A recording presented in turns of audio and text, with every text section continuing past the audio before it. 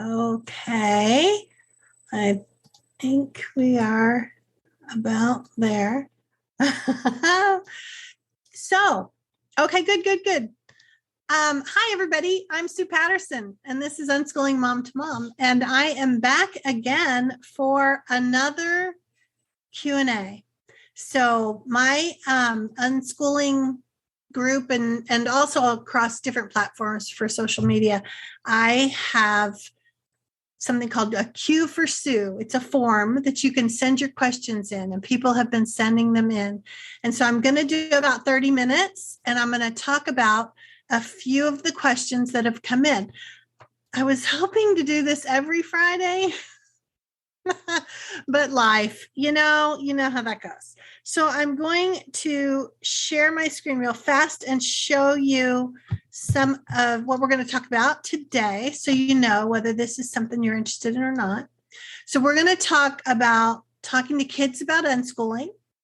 We're going to talk about unschooling and neurodivergent kids. We're going to talk about what about kindergarten and finding the locals. So I don't know whether if we're new meeting each other. Hello. My kids are grown. They are 33, 31, and 27. No, 28. And I am just here to share how unschooling works. It worked for us, and it can work for you too. And so a lot of questions come in, especially in the past couple of years, where school has taken all kinds of a different approach. They've had to, and people have gotten to see, oh, I maybe can do this. And so they were kind of launched into this homeschooling path. And then after that, then they're like, wait a minute, now I have a couple of questions. And so what I would like to do is to keep coming back and answering questions that come. If you send your question to Q for Sue, and I'll show you where at the end how you can do that. And I'll also put it in the comments, a direct link. What you'll get is immediately the new system is that you'll get resource links pretty quickly. You'll be able to check, I want to know about legal. I want to know about teens. I want to know about socialization, whatever is your question. You can click as many as you want, and we'll get you a bunch of links that will help answer some of those questions and just let you dive a little bit deeper. And then on this, sometimes it'll be at a podcast, sometimes it will be here at YouTube or at the Facebook group, whichever one. And you'll be able to get answers to some of the questions that you send in. I can only do about 3 or 4 at a time, because then I'm like, okay. And the other thing about it is I am kind of, if you and I have crossed paths, you know that I can get kind of off on a tangent, or I can get off on a roll. So I have notes that keep me on track. So I've picked questions that are different from last week's question. Actually, it might have been 2 weeks ago. And I have some answers that I've kind of written out to keep me on track so that we spend our time together efficiently. So question number 1. Wendy asked, my question is more on how to explain unschooling to your child. She's 12 years old.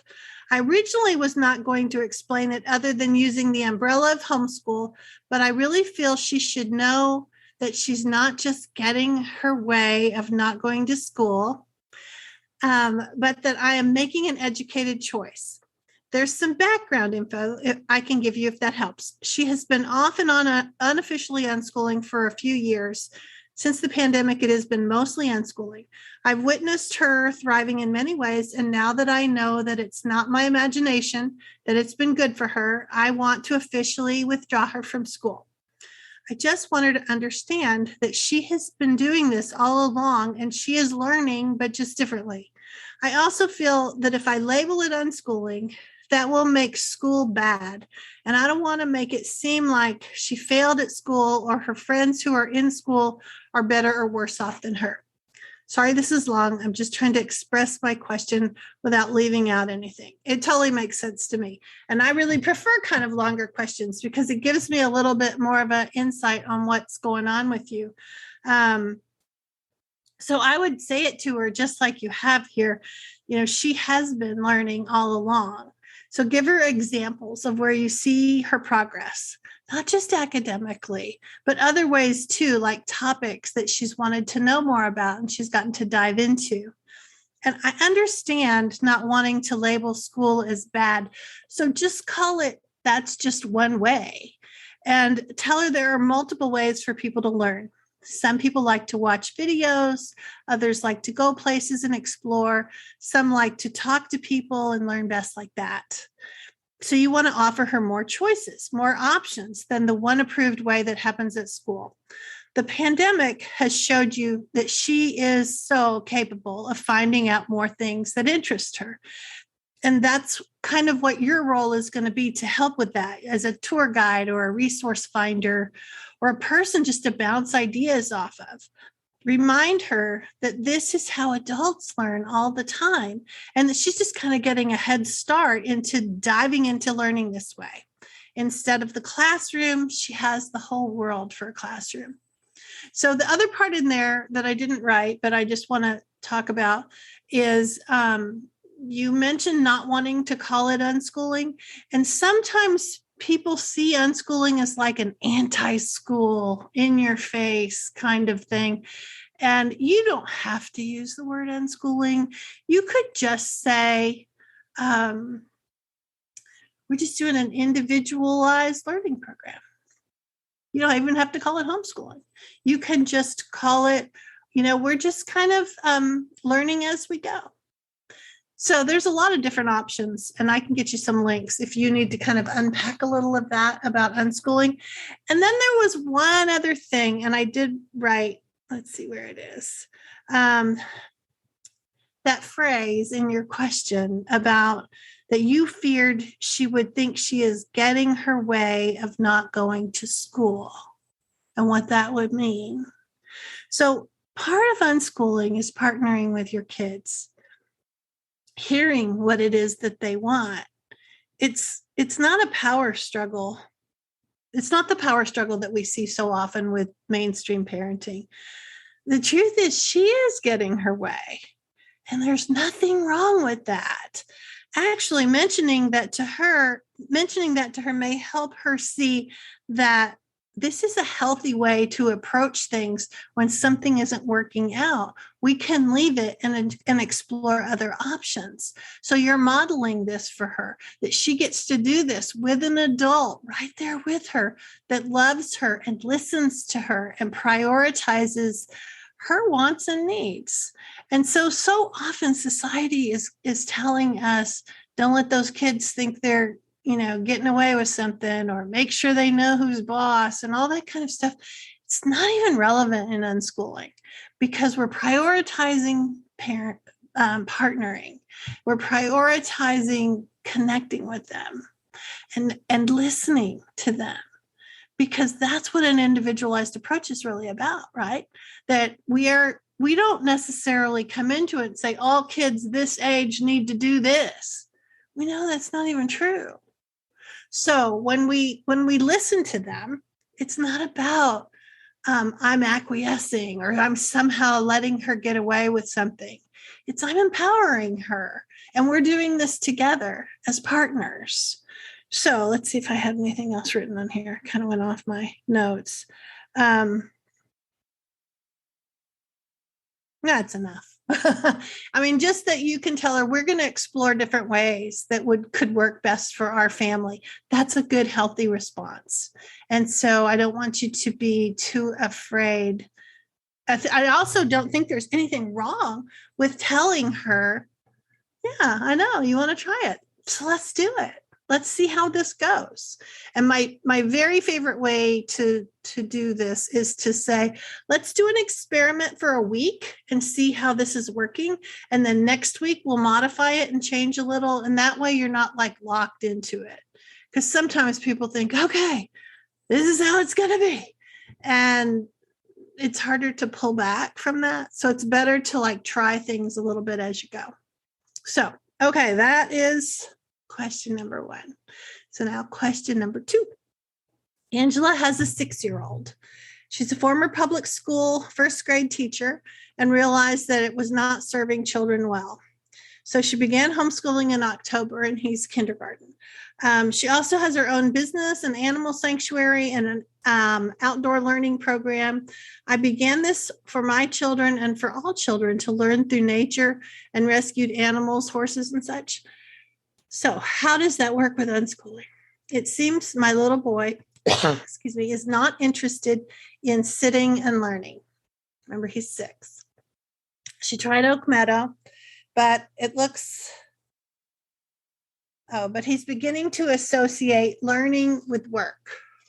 So I'm really liking the idea of unlearning, but feel like we're doing nothing. He plays outside all day, which I know is learning, but I plan to make some spaces that he has to access to arts and varied things to play and learn with. I have that to an extent, but before I go too far, I wondered what is best for a kiddo like him.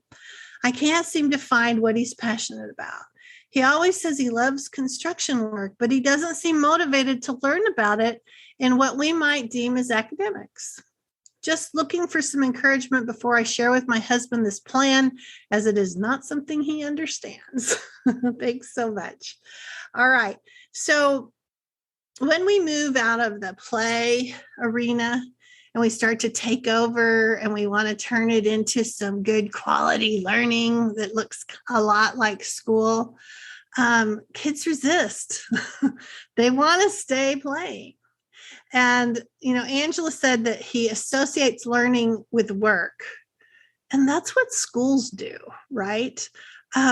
Kids from school, or recently they just left, or they've had a lot of experience with that. You know how they can find a toy and it says educational on the box, or it says learning on the box? They're like, nope, I don't want that. And it could be a perfectly fun thing, but that label is a big turnoff for them because they're used to school saying that, tying that educational, it'll be fun, I promise. And then it's not that fun. And so now they're like, oh, education. I don't want that. So I think that can sometimes happen with kids, especially if you're trying to turn his love of construction work into something academic. Because remember, he's only 6. That's not where he is. He may just be think of it as they're still in this real exploratory phase. They're just taking it all in. What do they like? What are their preferences? How does it go? That's really all of us, that then that becomes the catalyst to move us to the higher level, to level up, so that we're like, okay, I've gotten as far as I can get. I'm going to need to have some other stuff. And that takes a little maturity. And so sometimes as they get a little bit older, they are interested in trying something else and adding more to it to learn a little bit more, right? But it's because their end result, they can see what the end result is. So if a 6-year-old is playing with is looking around at construction stuff, construction site, or has dump trucks and stuff like that, they don't need to count dump trucks. They don't need to measure the volume of, you could still get a cup of sand and how many, oh my gosh, it's overflowing. And so you just start like playing with it. And that becomes this basis for knowledge for them later, that they'll be able to tap into like hooks for abstract concepts. Right now, they're not at that phase. And that's one of the problems with school, is that it brings that too soon to kids, that they are, before they've had enough life experiences to build up a pile of knowledge or practical examples of the problems that are written in an abstract way. If they are just abstract and they're like clueless on what that even means, no wonder they don't retain it. No wonder we didn't retain it, because we didn't have enough life experience. And so what unschooling allows you to do is build up this pile of life experience so that then when maturity comes around, when they're older and they're still interested in that, then they do care about some of those abstract concepts. You don't have to shove it at them early, though. Okay, let's see what I wrote. I didn't even stick with my notes. Just the depth of interest in construction is at a 6-year-old level. So just giving him more opportunities to play with that, and to remember that play is the pathway for learning, especially for kids. And the good news is that now that you've stepped away from the schoolish approach, which I know is hard for teachers, it opens up so many other ways to learn. So he is interested in the learning part. He's just not interested in the teaching part. And so when you can think of it that way, think of what you're doing as just providing more opportunities to explore at whatever level he's curious about. You're diving into this full, rich life together. So I have a couple of podcasts and I'll link to them below. But number 7 of the podcast, it's called Teaching, Learning, and Unschooling. And it's about shifting and reframing the way we look at learning, and then prioritizing the partnership that we're trying to build with our kids. And then number 36, Unschooling and Playtime. There's a whole bunch about that, about how we've kind of moved away from play, and yet play is going to really be the answer when it comes to how do kids learn. There's an unschooling guide called Critics and Naysayers that has a whole section in there about spouses. And that might be something that would be helpful to you too, about when your spouse either isn't on board or needs a little bit more information, and sometimes spouses are fine with you doing the legwork, but then you just have to get understanding it well enough so that you can explain it a little bit better. Okay, so the next one, there were several questions about kids with dyslexia, kids with ADHD, different kinds of disabilities. And while my kids had a few disabilities of their own, I am not an expert on your kids. And but I can tell you what I've seen over the years, that all kids benefit from unschooling, because it's all about meeting them where they are. So we, as the parents, have to undo a lot of stories in our heads about expectations and comparisons. And when we let that go, we can live with the kids as they are. So enjoying their strengths and helping them navigate when they run into problems. So I also know that some of these diagnoses are worse when a kid is in school. The pressure to keep it up, the relentless evaluations, it can make a tough situation even tougher. And so when you remove the child from that situation, you see that the pressure and then the anxiety diminishes, it lessens. And so I think that oftentimes we see that some of the diagnoses are school induced, and that perhaps if they are allowed to be a little more freely moving through their day, they're in a much better place to not necessarily outgrow their disabilities, but for some kids, they are simply happening because of the situation that they're in. Not all. And so for that reason, I want to give you the name of two Facebook groups that are really good, that are filled with parents with kids who have disabilities. And so the first one is called, and I'll put the links in the comments below, but Unschooling Every Family, Embracing Neurodivergent and Disabled Learners. And the second one is called Unschooling Disabled Learners. I did do a podcast where I pointed out some of it, especially the parts about how unschooling is about meeting kids where they are. And so you don't have to worry about, are they on track? Are they because they are on their own path, as are all kids, really. And so that's why unschooling can work for them. So the podcast is number 37, and there's a lot. If you look at the blog post that's associated with it, if you go to unschoolingmomtomom.com/podcast, you can get to the list of them, and it'll take you straight to the transcript where there's a bunch of resources linked for it. So if you're looking for something like that, I want to make sure you have it. So I did write that the most important thing to think about when kids are wired differently is for parents to not allow this to overshadow the strengths that the child has. There are many. Don't be distracted by the comparison to others. And really, that's another huge point to remember, that don't panic when you notice they can't do something at the same time as other kids. They're on their own path. And when we come to unschooling, we can offer this really individualized approach, whether it has to do with educating or parenting or how we're connecting with our kids.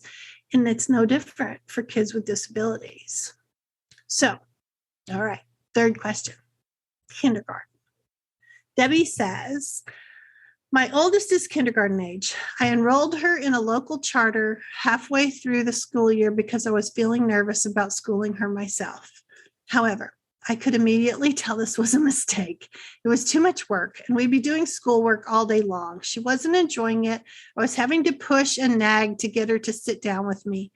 I'm making changes. However, what she does love about this school is the in-person classes they offer. She goes twice a week, and she just loves doing the activities they do and having the interaction with kids her age and making friends. I am looking for a place where I can find those classes for her, but where we're not beholden to someone else's curriculum and mandates.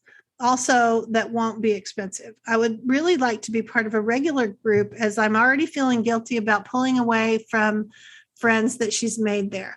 We can't seem to find a place to stay for long. We live in Sacramento. So first, I want to say, sorry, Mindy. First, I want to say that when we're new to something, it's really common to fall back on what's familiar when you get nervous. So that's why I always tell people to read and listen and watch about unschooling and deschooling. So we have the entire unschoolingmomtomom.com website that is full of resources for you.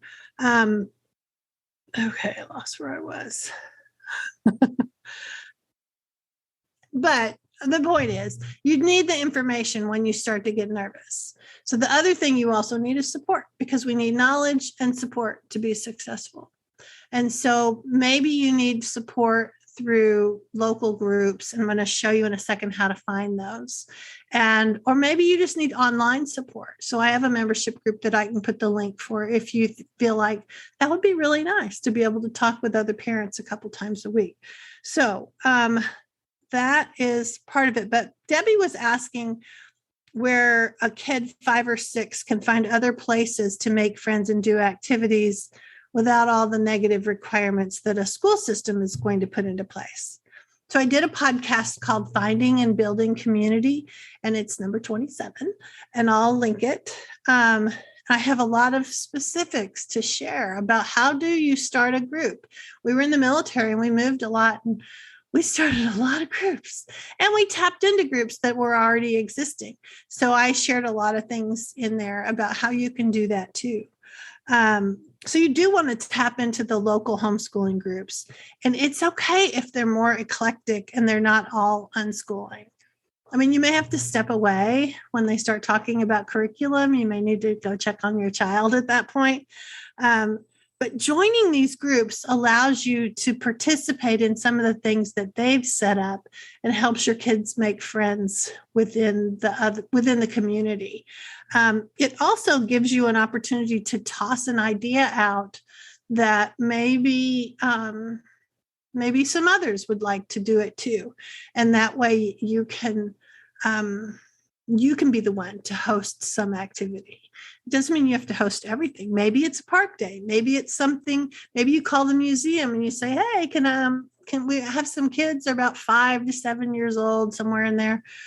Can they do some? What do you have for them?" Because a lot of times they have stuff available And they just need you to kind of corral and get 5 or 6 kids that would be interested in doing it. And maybe it's a park day. Maybe it's something at your house. Maybe it's a swimming pool, depending on where you live. Maybe it's like a pool day, at the local swimming pool. Or maybe it's some messy craft in the backyard if you're crafty. And other people are happy to come over. And those are ways that kids can meet other kids. Maybe it has to do with things like dance classes or theater classes. 5 or 6 is a little young for theater, but we did some where it was like backyard musicals where we got some scripts and we just kind of learned our parts. And there for a while we did some that were nursery rhymes, stories like Three Little Pigs and Little Red Riding Hood, things like that, where they already knew the gist of the story, so they didn't all have to be readers. So those were kind of fun little ways to create a community so that the kids don't feel all alone, and neither do you. The other thing is to notice, be careful, because sometimes we have this story in our head that kids have to have all these kids around them all the time. And that's not true. Like you said, she's pretty happy with 2 days a week. She sees kids, a couple of, and so don't, unpack some of that of your own so that you can help her get her needs met at the frequency that works for her. So let me show you real fast. Let me see if I can do this real fast. We'll just do the whole screen. I'm going to show you how to, that's the Facebook group we're going into. If you go over to the Facebook group and go, let me see here. So if you go here to the Facebook group, it's a free group, anybody can join, and you get into this section called guides, and then you come to find your state or country. You can, if you put the cursor over it, it'll take you to the state or the country that you're looking for. And over on the side are people that say, hi, I live so-and-so, we're here, we have this-year-old kids and this-year-old kids. Are there any groups? Or they get to connect. Now, remember, the algorithm on Facebook does not really shine favorably on us. And so it might be hard to find people like that. Just go ahead and hit reply on something. Even if it's like a couple months old, hit reply and say, we live there too. What have you guys found? And that way you just start to be actively figuring out what do you need to do to connect with people. Okay, so that part is there. The other thing is, at the website, I want you to know that we have this. And it is primarily Facebook groups, but there are more and more websites getting sprinkled in as people are kind of moving away from Facebook. So if you find one that doesn't work anymore, or you know of one that hasn't been included on here, let me know. Just write to me and tell me, and we will try to get it in here, because this is another good way to get connected with the locals. So if you just go up here to new, start here, and slide down to find local groups, then you'll get what you want. So the other part, let's see, I thought I had it. I'm going to show you where you can leave your questions. Right here. Okay, good. So if you just come here and you click this button, you'll be able to send your question over, so that when we do this again, which we'll keep doing, it's just a frequency I'm not so sure about. And we'll do 3 or 4 questions. I have at least 20 in the queue, but they're going to kind of get batched together because some have some similarities, and we'll see what we can do to help people out. You can send your question here. So that's it. Thanks for being here. Let me see if we have any questions happening. I can find them. I don't think so. All right. So this is going to be available for you to access at YouTube, and it'll stay in the Facebook group because I sent it over there too. And I think that is, if you want more information, go over to Unschooling Mom to Mom. I'm happy to help you dive deeper into some of your questions. If your question is sitting there waiting and you're like, she didn't do mine, we can always hop on a coaching call for just a half hour just to kind of crank out some questions, because sometimes those fears that we have, if we can just knock them out, then we can move forward and have a little happier time connecting. And then, of course, there's a membership where we have all kinds of information and ways to connect. And I'm in there all the time, so you get a lot more attention. So if you want to dive deeper and you need a little bit more support, we have all of that for you. So I think I'm going to wrap it up if I can figure out how to turn off all these things. Oh, and this will also be a podcast too, so that if you're more of an audio person and you'd rather just listen to it, we can do that with you. All right. So we'll see you next time. Thanks for being here. Y'all take care. Happy unschooling.